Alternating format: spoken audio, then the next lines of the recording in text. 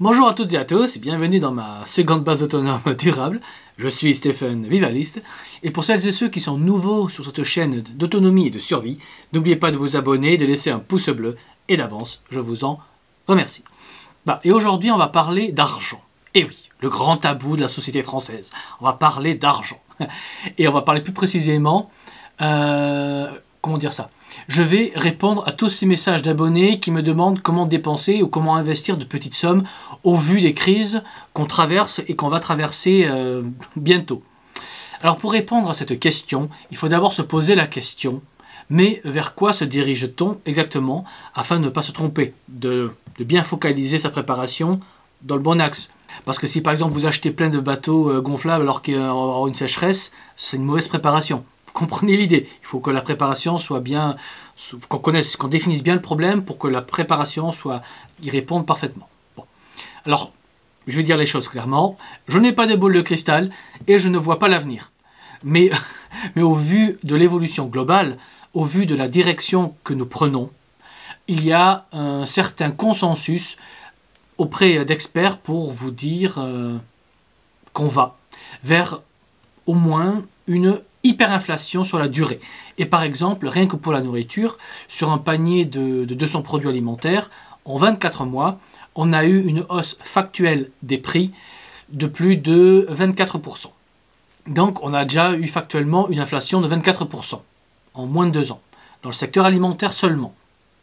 Et dans les autres secteurs, on a aussi mesuré factuellement des hausses de prix et on sait de manière, on va dire, claire que ce phénomène d'inflation va continuer. Ça va continuer, ça on n'y échappera pas. On n'y échappera pas. Donc même si on n'a pas de collapse, de guerre civile, de crash financier et j'en passe, moi je crois qu'on va avoir tout ça. Mais imaginons qu'on ne va pas avoir de collapse, ni de guerre civile, ni de crash financier et j'en passe. Donc si on n'a que l'inflation, alors toute épargne sera détruite et comme la monnaie ne vaudra plus rien, forcément il y aura des pénuries. Car l'étranger ne voudra plus commercer avec nous, car nos partenaires ne voudront pas être payés avec une monnaie de singe, qui a une hyperinflation. Et comme on ne produit pas de matières premières hors agricole, eh bien forcément, on ne pourra même pas échanger des ressources contre des produits dont on a besoin.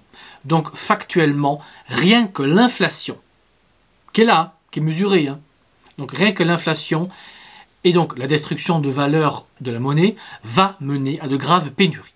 Et je le répète, un collapse ne peut être assuré à 100%. Personne ne peut vous dire ça va arriver à 100%. Personne ne peut vous garantir à 100% qu'un crash financier ou une guerre civile peut arriver. Mais l'hyperinflation sur la durée, elle est assurée. Donc avec cela en tête, posez-vous la question, est-il intéressant d'avoir des actions ? Personnellement, je pense... Personnellement, je ne pense pas tellement, car même si vous faites de super bénéfices, la valeur de vos euros sera tellement basse, la valeur de vos dividendes sera tellement basse, que vous ne pourrez rien faire de ces bénéfices. Surtout si en plus il y a des pénuries en tout. Vous aurez de l'argent, mais il n'y aura pas les biens pour les acheter. Après, est-il intéressant d'acheter de l'or et de l'argent? Vous savez, les métaux précieux. Alors, acheter de l'or, non, car jamais vous ne pourrez acheter une baguette de pain avec une pièce en or. Et si vous voulez un exemple concret, dites-vous que la pièce d'or la plus répandue en France, c'est le 20 francs or, ce qu'on appelle le louis d'or, qui coûte aujourd'hui autour de 360 ou 380 € selon le cours de l'or, qui est en train de monter, au moment où je fais cette vidéo. Voilà. Et même si on met la baguette de pain à 10 €, vous comprenez bien que la valeur de votre pièce d'or est trop élevée pour des achats du quotidien. L'or n'est utile que pour des grosses dépenses comme l'achat de bétail, post-collapse par exemple, mais avoir des pièces en argent peut être une idée intéressante, car un Hercule d'argent, c'est-à-dire 50 francs argent, ça vaut autour de 20-23 €. Et une pièce pure, d'argent pur, donc 999,999% d'argent, ça vaut autour de... Maple Leaf, ça a coûté quoi? 30 et quelques euros. Alors je ne l'ai plus en tête, mais c'est c'est beaucoup plus pur que l'Hercule d'argent français, donc il vaut beaucoup plus cher. Donc il faut vraiment voir ça. C'est quelque chose comme 10 € de plus que l'Hercule. Voilà, bref. Mais vous avez aussi évidemment la pièce de 2 francs argent, si je ne me trompe pas, qui vaut entre 6 et 8 € au moment où je fais cette vidéo. Et avec ça, et avec ces pièces-là, ben, vous pourrez acheter, vous pourrez payer votre pain, etc. Ou autres produits dont vous avez besoin. Donc acheter quelques pièces d'argent peut être une bonne idée, mais à condition qu'il y ait des choses à acheter avec. Car on va, comme je dis, on va vers de graves pénuries, parce qu'on ne produit plus rien sur place. Donc on va vers des pénuries, ça c'est assuré, clairement, à 100%. Donc vous pouvez enterrer, on va dire, votre cassette comme Harpagon remplie d'or et d'argent, mais rien ne vous garantit que vous pourrez utiliser ces ressources. Et cette logique va avec un investissement dans l'art et les pierres précieuses et le vin de qualité par exemple, même si le vin s'échange plus facilement ou peut se consommer. Alors vous allez me dire, mais dans quoi faut-il investir mes petites économies, mes petites sommes? Eh bien, ça devrait tomber sous le sens, honnêtement. Si on va vers une hausse spectaculaire des prix et des pénuries, je dirais acheter en quantité les produits du quotidien qui ne se périment pas. Ainsi, achetez suffisamment de sel pour le restant de votre vie. Et vu qu'officiellement en français consomme 4 kg de sel par an et par personne, faites le calcul de vos besoins et stockez une bonne fois pour toutes tout le sel dont vous avez besoin. Et faites de même avec le papier toilette, avec le dentifrice, avec des vêtements comme des slips et des chaussettes. Alors oui, ça va demander de la place, mais malheureusement, quel que soit le scénario, les gens qui vivent en ville, dans un petit appartement, sont condamnés à mort. C'est horrible hein, à dire, je sais que c'est horrible à dire, mais ces gens qui vivent dans des petits appartements en ville vont trop dépendre de la chance et de l'aide extérieure pour avoir une vraie chance de survie, sur le long terme. Donc je ne m'adresse qu'aux personnes qui ont une chance. C'est affreux, je le sais, mais à un moment donné, il faut dire les choses. Moi, je ne m'adresse qu'aux personnes qui ont une chance, c'est-à-dire aux gens qui ont de la place et surtout aux gens qui ont un jardin. Donc si vous avez un peu d'argent, stockez des conserves que vous consommez régulièrement. Ça peut être des raviolis, du cassoulet, enfin ce que vous voulez. Évitez évidemment les trucs peu caloriques. Bref, stockez des conserves que vous consommez régulièrement. Comme ça, les hausses de prix et les pénuries ne vont pas vous affecter. Ensuite, faites la même chose avec le papier toilette. Stockez des centaines de rouleaux, ça ne se périme pas. Vous les utiliserez et c'est échangeable. C'est échangeable contre de l'or ou des ressources dont vous aurez besoin en période de pénurie, comme du pain, de la farine, ce que vous voulez. Des médicaments s'il en reste. Bref, mais faites aussi la même chose avec le dentifrice. Ça prend moins de place que le papier toilette, mais si vous consommez, par exemple, je dis quelque chose, un tube par mois, je prends un exemple, eh bien stockez 360 tubes pour les 30 ans qui viennent.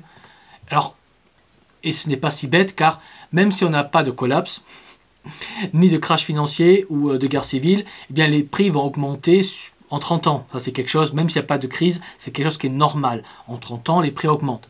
Donc, vous ferez quand même des économies. Voilà. Bon, moi, je pense que ça va péter. Mais imaginons que tout se passe bien, vous ferez quand même une bonne affaire. Donc, moi, je dirais, si vous voulez investir, eh bien, investissez dans un stock et des produits du quotidien. Ce sera bien plus rentable que la bourse, par exemple. Car, par exemple, si vous avez fait des stocks alimentaires il y a 2 ans, eh bien, vous n'aurez pas subi l'inflation de 24% sur votre investissement. Voilà. Alors que si vous aviez acheté vos conserves il y a 2 ans, eh bien vous aurez fait un rendement de 24%. Donc si vous avez mis, je dis quelque chose, 5 000 € en conserve, ce qui est beaucoup, hein, mais imaginons juste pour le chiffre, que vous avez mis 5 000 € en conserve, eh bien en 2 ans, vous auriez fait en 2 ans une économie de 1 200 €, qui est 24%. En 2 ans, 1 200 € avec un investissement de 5 000 €. C'est énorme. Et cette inflation, évidemment, qu'on subit aujourd'hui, va continuer. Hein. Ça va continuer. Donc, c'est toujours rentable de stocker aujourd'hui afin d'éviter de devoir acheter demain quand ce sera beaucoup plus cher. Et vous investirez dans des actifs que vous consommez réellement. Ça, c'est pas du... Non, vous investissez dans ce que vous consommez concrètement. Donc, ce n'est pas de l'argent jeté par la fenêtre. Hein. C'est bien un investissement qui, d'une part, vous fera faire des économies de sommes énormes, Rappelez-vous l'exemple des 1200 € d'économie sur un investissement de 5000 € sur 2 ans seulement. Hein. Et d'autre part, vous vous assurez contre les pénuries qui vont arriver. Et ça, c'est quelque chose qu'on peut garantir. Les pénuries, c'est déjà en train de se faire. Vous devez l'observer dans vos rayons. Il y a des pénuries. Et il y a des hausses de prix. Donc, en stockant de la nourriture maintenant, vous vous protégez de l'inflation et vous vous protégez des pénuries. Voilà. Donc, c'est tout bénef. Et c'est zéro risque, car vous allez acheter évidemment ces produits que vous consommez. Donc, ce n'est que du bénéfice. Il n'y a aucun risque. Ceci dit, à titre personnel, moi j'ai mis la priorité de mes investissements sur mes stocks alimentaires d'abord, ensuite sur ma capacité à produire de la nourriture et des ressources. Donc j'ai acheté des graines et le matériel nécessaire pour pouvoir produire dans mon potager. J'ai le matériel pour un poulailler afin de produire de la viande et des œufs. J'ai de quoi produire de l'eau potable. J'ai de quoi stocker donc des bidons, des bacs, etc. J'ai de quoi stocker ce que je produis. Et je sais comment stocker et comment faire tenir tout un hiver une production de pommes de terre, par exemple. Voilà. Je peux aussi produire du tabac pour échanger après le collapse. Donc je mets l'accent sur la capacité à produire des ressources, à produire de la valeur, car faire pousser de la nourriture, c'est comme imprimer légalement de l'argent.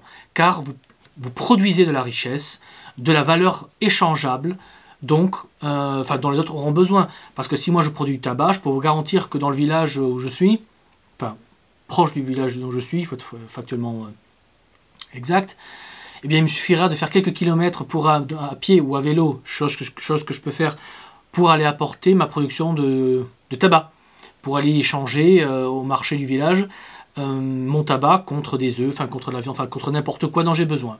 Voilà. Il me suffit d'un vélo avec une remorque, ma production de tabac, et j'y vais. Voilà. Donc oui, investissez aussi dans des stocks pour ne pas subir l'inflation et les pénuries, mais investissez aussi dans une capacité de production de ce dont vous avez besoin pour être autonome. Et un investissement qui ne coûte pas beaucoup d'argent, mais du temps. Et l'investissement dans un réseau autour de chez vous. Donc oui, développez aussi votre réseau personnel autour de chez vous. Apprenez à connaître vos voisins. Dites-vous que produire est une chose, mais avoir un réseau un réseau de connaissances, de gens que vous connaissez, pour pouvoir écouler votre stock, pour pouvoir échanger, est extrêmement important aussi. C'est extrêmement important d'avoir un réseau pour pouvoir avoir accès à des ressources et pouvoir échanger vos ressources en toute confiance. Parce que si vous allez un peu à l'aveugle, vous pouvez très bien tomber sur des gens qui sont là pour vous faire du mal et vous voler. Alors que si vous connaissez ces gens, avant l'effondrement, si vous avez fait un effort de réseautage, vous savez que ce sont des gens de confiance. Parce que vous aurez déjà filtré en amont les personnes toxiques. Voilà. Donc, ayez un réseau de personnes de confiance pour pouvoir échanger. C'est très important. N'oubliez pas, produire pour pouvoir écouler vos stocks et production sans vous faire égorger ou vous faire égorger de préférence. Voilà. Et ça, ce n'est simplement possible. Cela n'est possible seulement que dans un réseau de gens que vous connaissez bien personnellement. Et c'est possible. Donc, investissez du temps dans l'humain.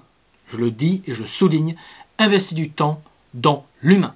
Après, investir dans une capacité de production autonome est aussi une manière de limiter le poids de l'inflation sur vous. Car si vous produisez plus, et donc forcément achetez moins, là forcément ça s'avérera également un excellent investissement, et plus l'inflation va frapper et s'aggraver, et plus votre outil personnel productif sera intéressant et rentable. Car déjà vous pourrez manger, et en plus vous pourrez produire, et donc si vous achetez maintenant 100% de vos pommes de terre, eh bien l'inflation sur les pommes de terre ne vous touchera strictement jamais. Et c'est pareil pour tout. Voilà. Donc stockez et produisez, c'est mon conseil d'investissement. Et investissez aussi dans l'humain, très important. Faites le travail de réseau. Alors oui, cela ne vous rendra pas riche, mais vous ne manquerez de rien. Et de plus, être riche n'a aucun intérêt dans un monde d'hyperinflation et de pénurie, car votre argent ne vaudra presque plus rien et vous ne pourrez pas acheter grand-chose avec ce qui vous reste à cause des pénuries. Donc investissez dans l'humain et dans la capacité de production de manière autonome. Donc, les riches et puissants de demain seront ceux qui auront anticipé et qui posséderont non pas des diamants, mais qui posséderont des rouleaux de papier toilette ou des kilos de sel. Car en période de pénurie et de famine, une boîte de conserve vaut plus qu'un lingot d'or. Car l'or ne se mange pas, le contenu de la conserve, si. Voilà, donc pensez-y, et sur ces belles paroles, il ne me reste plus qu'à vous dire, comme toujours, eh bien, préparez-vous, anticipez, et je vous dis à la prochaine fois. Allez, ciao!